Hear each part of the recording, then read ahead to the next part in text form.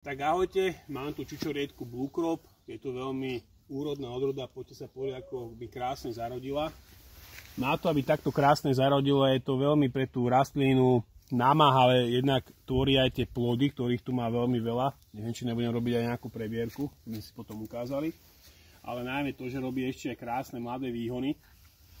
Tak preto som tu vlastne zhruba začiatkom mája dával súku, v pomere to bolo zhruba 10 ml na 10 litrov, aby som okyselil tú pôdu, bolo to formou zálievky.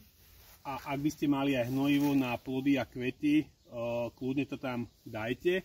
Odroda Blue Crop, ak by ste chceli, viete kúpiť aj u nás v Plantexe, na záhrada pomočka Plantex, veľmi úrodná odroda, ale nevysadiť si len jednu, treba aj druhú, ako je Chandler, Duke, Brigitta, sú to veľmi úrodné čučoriedky, ktoré ich mám ja tu vysadené a skúšam ich a chcel by som, aby som vám tak poradil, aby vám takto krásne zarodili ako mne u mňa doma. Takže čaute, ahojte.